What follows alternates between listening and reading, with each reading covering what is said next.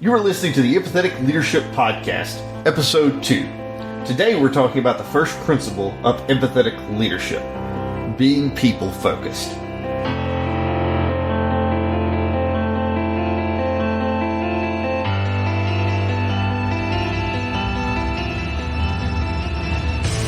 Hey everybody, Ronnie here. With me as always is my regular co-host Jason. What's going on? Welcome to the Empathetic Leadership Podcast. If this is your first time listening, then thanks for joining us. The podcast is produced by Hinderless Media and releases every Monday for your enjoyment. And show notes are found at hinderlessmedia.com. Come back often and feel free to add the podcast to your favorite RSS feed or iTunes. You can also follow us on Facebook. All links are in the show notes. Now let's get into the show.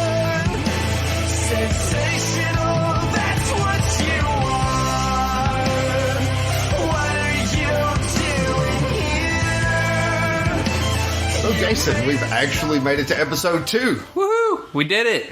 Man, like getting into those big single digits in podcast numbers. Yeah, it's another week and another episode basically. So I'm excited. Yeah, so last week we just kind of introduced empathetic leadership and what exactly that is. If you have not listened to that episode yet, I recommend that you go to hinderlessmedia.com, listen to the first episode. That way you kind of learn a little bit about us, who we are, and what these principles that we're going to be going over for the next 11 weeks. It's important because we're very interesting people, okay? So go learn about us. Now, we don't want to lie to the audience now, okay? I'm probably as boring as it gets. Yeah. You're not supposed to agree with that. Like, oh my Lord, like I know that you know some improv and that you're supposed to always agree, but not to that. Yeah. Oh, okay. Sorry. Yeah, this is my improv training just kicking in, Right.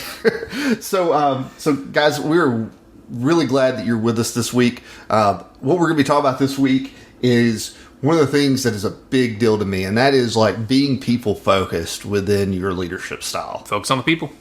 Because at the end of the day, I mean, whenever you have empathy, that literally means that you are focusing on how things affect other people. Yeah, exactly. I mean, that is the definition of empathy. Literally the core of the leadership style is being people focused. And people at the end of the day are the most important asset that a company or an organization has. Yep. Because what blows my mind about so many companies that don't focus on their people is like, everything else doesn't matter if you're not taking care of your people. What are you without your employees, really? I mean, name whatever company, Apple, Google, whatever. If you don't have people that work for you or want to work with you, you don't have a company. So, and it's the same thing. I'm probably going to reference this a lot in this podcast, but being a musician, what are we, even when it comes to customers, Right. What are we without our fan base? We are nothing. We are basically a garage band. We're a bunch of goofy people that play music for ourselves if we don't have a fan base. So it's the same kind of thing. I mean, when it comes to leading people, focusing on who they are and what they want and why they want it and all the empathy stuff is really important. Well, I mean, even within your band, like if you're leading a band, if you're kind of the front man for your band or you're the leader for it, if you're not taking care of your bandmates, then all of a sudden there's tension within the band.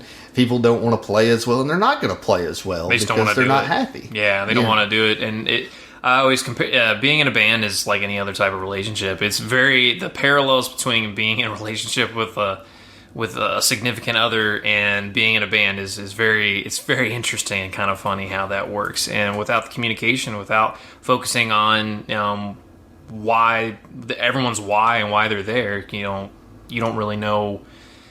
You can't really guide them in the right direction because if you're just doing it all for yourself and you're not focusing or not thinking about how is this going to affect the other people that I'm working with, then these people aren't going to want to be with you. They're going to go somewhere else where they can get that. Or even they start thinking about, okay, do I do this for the money? Do I do this for this? Do I do that?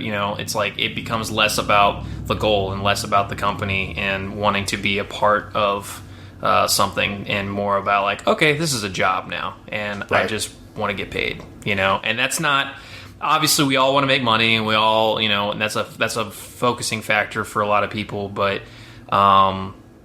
making it to where people want to be a part of something is a way bigger Well, and I'm going to actually, factor. I'm going to kind of like counterpoint you there. It's like, all right, counterpoint me. Do it. It's about money, but like if you are people focused, like people are going to give up money to be somewhere where they're comfortable and that they know that they have leaders that are going to take care of them.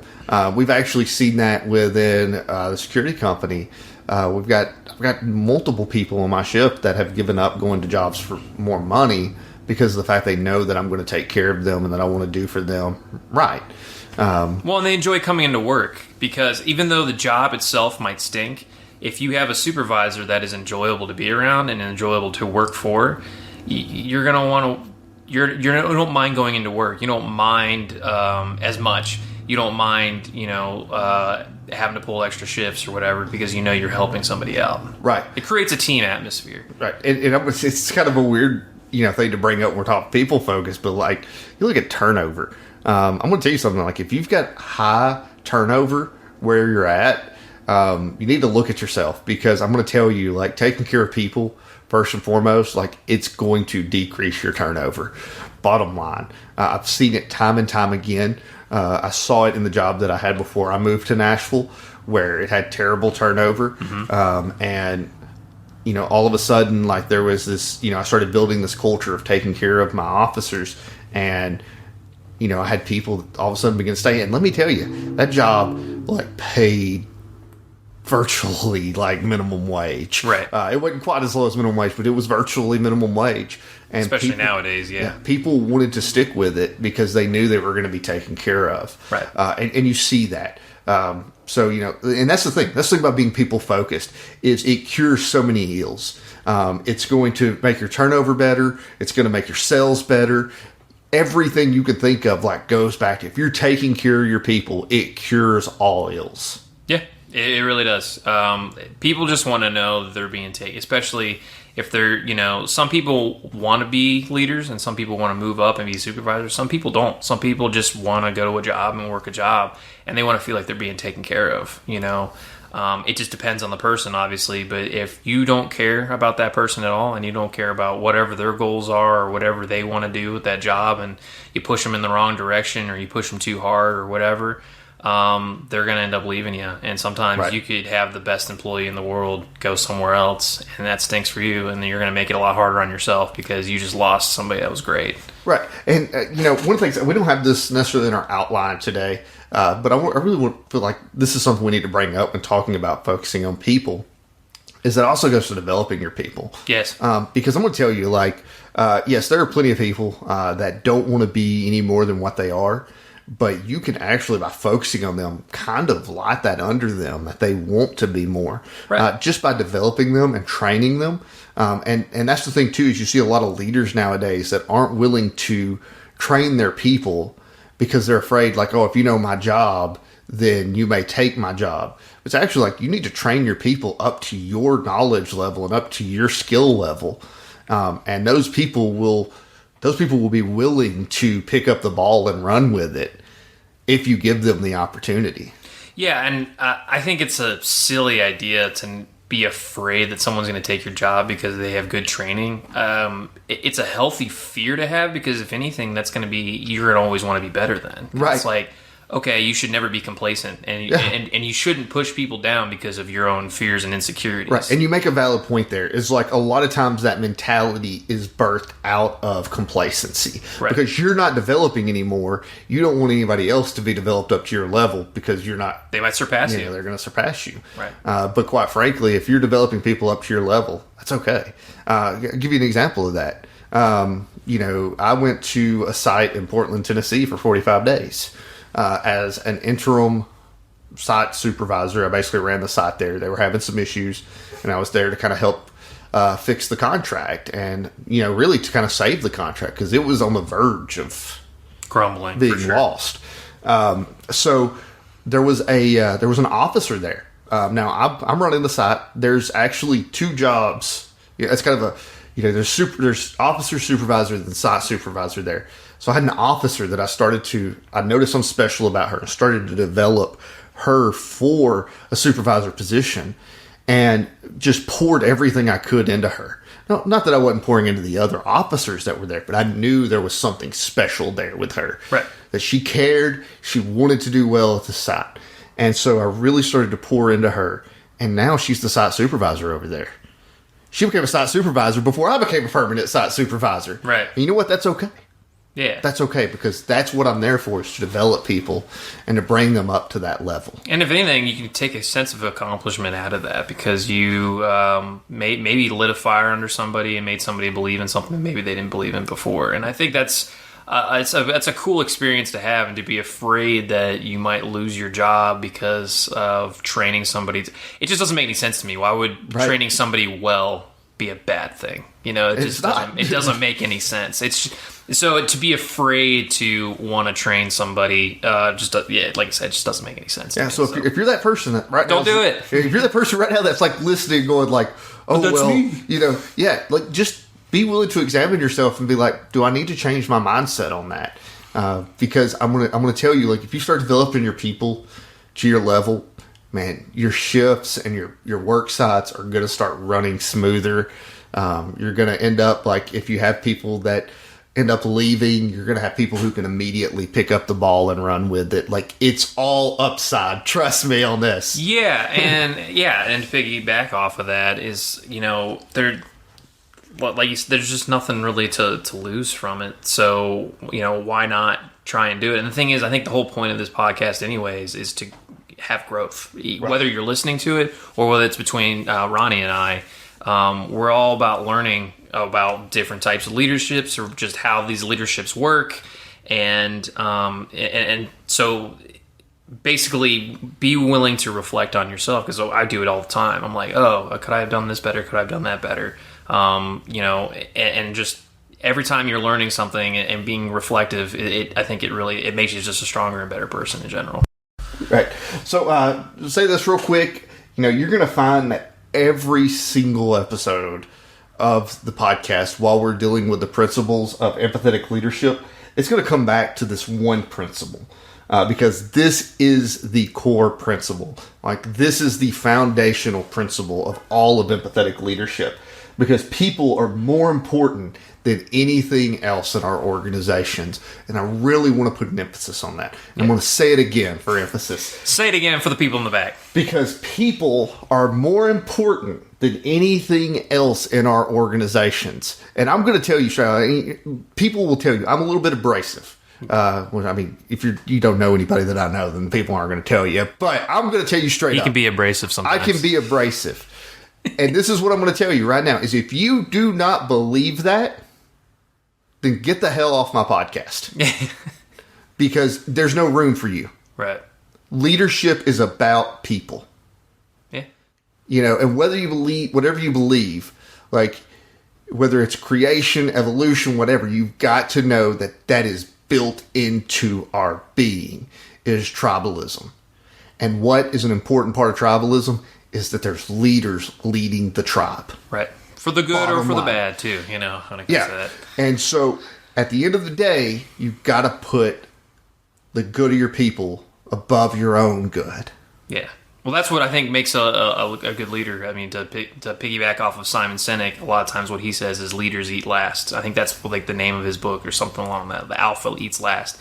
And the whole thought process behind that is that you take care of everybody else, and by taking care of everybody else, you develop that trust. And when you have that trust, that's when you really, now you're cooking. Now it's like, okay, this guy's going to take care of us. And he's the alpha. He's the one that's going to make all the moves, and he's going to do what we need to do, and we can trust him. Right. Now you've got a tribe, and now you've got people that believe in what you're doing, and that's way more important than them being afraid of you or afraid of that they're going to lose their job. Because then you're going to have people trying to backstab you. You're going to have people trying to do it. Just, you think about even to the tribe times. I mean, the reasons why a lot of leaders got assassinated back in the day is because they stepped on too many toes.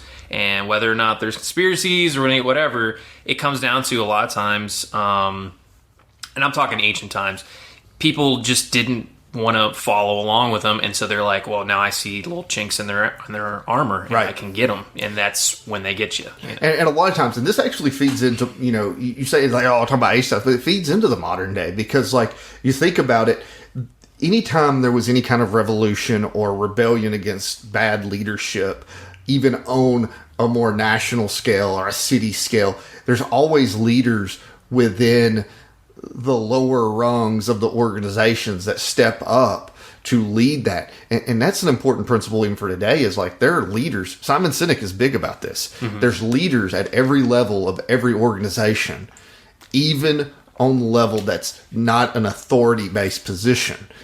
And then there are also people that are in those positions of authority, air quotes again. There's people in the leadership of authority, or in the positions of authority, that aren't real leaders. So, it doesn't matter. Even if you're, working in an entry-level job, like, don't be afraid to step up and be a leader and, like, focus on taking care of those around you, because you're going to eventually get there if you do that. Oh, for sure. I mean, that's honestly how I've been able to move up in different industries that I've been in, is because I've taken control of situations and I've been like, well, I guess nobody else is going to do this thing, so I'm going to go ahead and do it. And because I've done it, not only is it's going to develop skills in you, whether you're going to stay in the industry and you're in, like for me, it's been security, whether or not I stay in that industry or I go somewhere else, it's skills that I've learned that I can use anywhere. And that's like I said in the first episode, these leadership skills and leadership in general is applicable to anything in life. It's just super important. And that's why if you're listening to this podcast, I think it's really important to learn a lot of these different things, whether you know it or not, or even if you have different ideas. If you email us those ideas and we go, oh my gosh, that's something else we can learn. We're basically creating a community here of people that want to learn how to lead effectively. And I think that's why I'm always excited and I'm talking about, oh my God, this is going to be so cool, because I'm learning something that I'm not totally comfortable with, and then I'm learning something that I'm definitely not as knowledgeable as I am in other things. That's why, I'm excited to learn. I've learned a lot from you as well, Ronnie, and I've learned a lot from the people that we work with as well. Right. So. Well, one of the things, when we're talking about being people focused, like this is something that the core of being people focused is like putting your people before your company. Yeah, before anything, like you said. We want to specifically hone in on that, because a lot of times people get this idea of like, I'm a company person, like, the company that we work for, we want to go, I have a lot of stake in this company, and like, I trust my company, all that stuff. But at the end of the day, you've got to be willing to put your people above the company that you work for. Right. Even if you own that company, you need to put your people above your own company. And I'm going to tell you, it actually does better for your company if you take care of your people first. Yeah, it's a whole long-term thing where people are going to want to stick with it. Right. Make it better. An example, and I'm going to give an example for one of our higher-ups in our company. That's actually on a multi-unit level. He actually, we had a guy that recently got fired from one of our locations because he was having a bad day and he kind of went off on this woman at our location. And in the security industry, that's like a big no-no. Like, we're customer service. Yeah. But he ends up getting fired. And our GM for the area of Nashville, like, he fought tooth and nail to get this guy back and got his job back. Because it was the client that was really pushing to get him out because of this one situation where he just had a bad day. Right. And, the thing is the guy's like thriving now. I mean, like, he has the potential to be a leader within our organization because somebody was willing to put him above everything else. Yeah, and it makes sense because I think I said this in the last episode as well, is that if you're not a good leader and you don't treat people well, and then you lose these people, you could be losing really quality employees, like the guy you're talking about. We could have lost him, and then he's working for another company, and it's like, well, now this other company has gotten this great employee that we just didn't take another chance on because of whatever situation that it ended up happening. Obviously, there's some extenuating circumstances where it's like there's not much you can do, but we're talking about situations where it's maybe blown out of proportion, or there's something that can be done. It just takes a little effort. Well, and it's important for your people to be able to process the dichotomy between being able to coach them and knowing when to let someone go. Yeah, and that's actually Jocko Willenick and Leif Babin in their book, The Dichotomies of Leadership, which will have links in the show notes for any extra media like that we bring up. But they talk about it in their Dichotomies of Leadership book. You have to be willing to coach people but also know when it's time to let them go. Because there are times when it's, are you putting the needs of one person above the needs of everybody else? Mm-hmm. And at that point, if you are, then you have to let that person go. So there are times when you have to let people go for the good of everybody. You also have to be willing to go, this was a bad situation. Should this person be fired? I don't know the answer to that, but is this one of those situations where I need to take care of this person? Right. And I really think that, that is important, is being able to go, hey, normally this person would need to be fired, but we need to keep them because we can actually do good for them. And how would you know to differentiate the two? How would you know when it's like, I need to defend this person and when I don't need to defend this person? That's a really hard question to answer. And that's why I asked it. It's very situational. Right. There are, whenever I had the contract in Portland that I had to go to, there was a really hard decision I had to make to let one particular person go. Right. And it's going to kind of sound like I'm repeating something from earlier, but the reason why I had to let him go was because of the effect it had on everybody else. On the team. By keeping him there, I wasn't taking care of all of my people. So I had to make a choice between taking care of this guy or taking care of everybody else. And at the end of the day, I chose to take care of everybody else because I felt that he wasn't coachable. And that's a big thing, is like being able to differentiate when somebody's coachable or not. Right.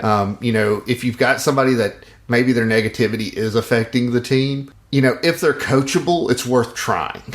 Right. But if they're not coachable, you need to just go ahead and cut your loss. And move on. And I hope that my voice is like really letting you guys know that that's not a decision I take lightly. And I actually get really emotional about it. I've actually when I made the decision to get rid of this guy, it was like tears welling up in my eyes. I'll be honest, I didn't like the guy personally. Yeah, no one did. But as a leader, it was one of those things where it's like, I'm losing somebody. I'm losing somebody because even though I don't feel it was my fault, I can't coach him out of this. And so it almost feels like a failure in a certain sense. Yeah, and I think it's important to, even though you don't like somebody, doesn't mean that you need to get rid of them. Right. And I think that's part of where the leadership gets difficult, is when you have somebody that maybe you don't see eye to eye on things. Maybe this person despises you. But to earn their trust and to make it to where you're still an effective leader, I think you still have to basically treat them just like everybody else. Right. And don't go hard on them just because you guys don't see eye to eye on things. And I think that's really where it gets tough, is where it's just... Because I've dealt with that, where it's like, gosh, I really don't like this person, but you still defend them.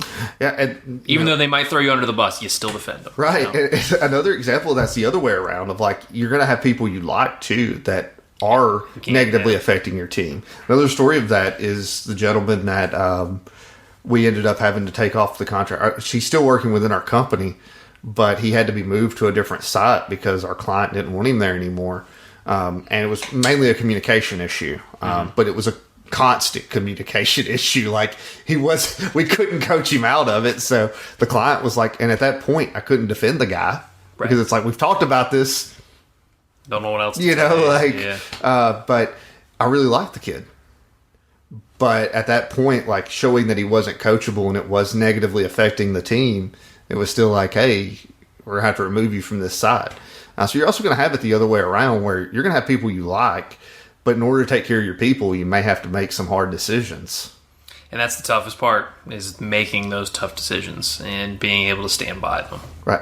And the main thing I want you guys to focus on here is not necessarily like talking about, firing people or removing them, but it's like... That is people focused, though. That's a big part of it. It's like taking care of all of your people, regardless of what your emotional stance towards those individuals is. Right. Because at the end of the day, you're going to have those times where you got to get rid of somebody because it's affecting your entire team.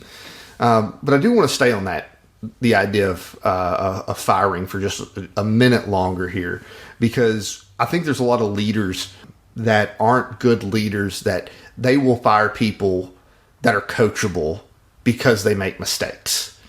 Number one thing is, you've got to realize your people are going to make mistakes. We're human beings. And as long as they are developing past those mistakes, even if they make new mistakes, that shows they're coachable. Like, don't get rid of them. Just keep trying to coach them. Right. It blows my mind. I see that so often. And I've even seen it, give an example of when I was in the restaurant business. There was a girl that got, fired because she didn't want to sweep the floor. And she brought up a really good argument on why she didn't want to sweep the floor, because we had certain people that had certain tasks through the night. And one of the things was sweeper. Now, it sounds kind of silly, but it is what it is. If you worked in the restaurant industry, you'll know. Right. You'll go. And so, it's like, and she goes, well, I'm not the sweeper tonight. And one of the managers just like on the spot fired her. Yeah, that's ridiculous. And that's not taking care of your people. Like, that's the whole difference between leading somebody and just commanding somebody to do a thing. Like, right. You're going to do this thing or else. And it's like, but now, what are you doing, man? Now this person, even if they do the thing, they're still going to despise you, and they're not going to trust you because they're going to go that one time. And the thing is, people remember negativity a lot more than positivity. Right. So if you do something like that, it's going to be a lot harder to build that trust back. So if you're really trying to focus on your people, there's always a better way to go about it. And I think sometimes just taking a step back and thinking, okay, why won't this person do this thing? What's going on? What's going on, Yeah, being willing to be wrong, too. That's a big thing there. I'm wrong all the time. Right. It happens, man, So, and one of the things, we sometimes get so mission-focused that we lose sight of the fact that people are the mission. No matter what your mission is, people are the mission. You can't accomplish it without them, so. Right. If you're not supporting your people, then your mission's not going to get fulfilled, no matter what it is. Let's go to the restaurant business. What's your mission? To give people a great meal in a great environment. Yeah, great experience. And if you're not taking care of your people, then that's not going to happen. Right. They may get their food, but it's not going to be a great experience. It'll be out late, or it'll be cold, and they won't care. And your servers are going to be in a bad mood because you're not taking care of them. Well, and you're not taking care of them. They're miserable. It's like any industry, really. If you're not happy about what you're doing, people are not only going to quit, but the products are going to suffer because of it. And we've seen that time and time again throughout any industry. Just think about it, especially a lot of the corporate type industries out there, because the reason they say it's cold is because it is. A lot of times it's just about numbers. They don't care at all about the people, and they'll just let people go because they didn't, quote unquote, and I'm using quotes here as well, they don't, quote unquote, hit their numbers. Right. And it's like, okay, maybe we hit our numbers this quarter. We can figure out why. We don't need to necessarily lay everybody off just because of that, so we can make the numbers look better. Right? It just seems ridiculous to me. So it's one of those things, Jason, where like these companies that are looking at it as numbers, we are the people. I brought it up last week of like being the hero. We have to be that in between the number focused company and our people, right? Because you're not going to change these executives. They're going to continue to do what they do. Right. But you can be that hero in that spot by focusing on people. I think the biggest thing, too, for that is, and I think where people struggle to be that bridge, is they're afraid themselves that they may lose their job because they're not hitting numbers, and you've got these, management-type people that are about the numbers. And in some sense, and I don't know if you agree with it, this is kind of a question in a sense as well, is do you think that it takes a sense of bravery in order to do something like that, to be people focused while other people may be focused on the numbers, but you still focus on the people because in the long term you're going to hit those numbers? Yeah, it's. I think what you said just there is perfect, because I brought it up earlier that focusing on your people is going to cure most ills, and so it doesn't really take bravery. It just takes an understanding that this is going to work. This is actually going to work in the favor of my company while also working in the favor of my people. Because by taking care of them, our sales numbers are going to go up. Our productivity is going to go up. All these numbers are going to be hit as long as I take care of my people. Yeah, that makes sense to me. Once again, guys, our time is slowly ticking away on us. We are talkers. I mean, yeah. we can talk for hours and hours and hours. Right. So the main thing I want to know from you guys out there in podcast land is, what questions do you got for us? Yeah. And do you have any suggestions as well? Like, if there are things that maybe if it involves people-focused type leadership that you may know that we didn't address, it's like, oh, we didn't even think about that. Right. I definitely want to dedicate some time to allowing comments and questions from any of you listeners to, kind of go over your questions, your statements, anything you have to add. Because as Jason's stated multiple times through the last couple episodes, we want to learn just as much, that we think that you guys can be an asset to us just as much as we're an asset to you within the learning process on leadership. And I think we can create kind of a cool community as well, as far as people trying to learn how to lead. Right. And that's the thing, is like we have to rely on each other for that learning. When I first got into management and into that, ground level leadership, I didn't have anybody to teach me, and I had to learn things the hard way, and that is the worst way to learn. Because, for sure. I was miserable within my job because all my people hated me. My entire team hated me. I didn't like them very much because of the way they treated me, because of the way I treated them. Yeah. And so, I really want us to be able to learn from each other, so that any mistakes that you've made or I've made, we can learn from each other from those mistakes instead of making them ourselves. And also, I guess to go on that as well, any stories you guys have as well about maybe any type of people-focused or any just the empathetic type leadership situations that you dealt with. Those are always interesting to hear, like how that type of thing affected maybe in a real-world situation. So I'm always interested to hear something like that. Right. Well, guys, that is it today for the Empathetic Leadership Podcast. Focus on your people. Right. Thank you, Jason, as always, for your insight. I do my best. And thank you to each of you that have joined us. We hope you learned something today that you can use to make life a little bit easier for you, your employees, and your senior leaders. If you have any suggestions to make this podcast better, or if you have questions, comments, stories, anything like that, concerns, feel free to email us at media@hinderlessmedia.com.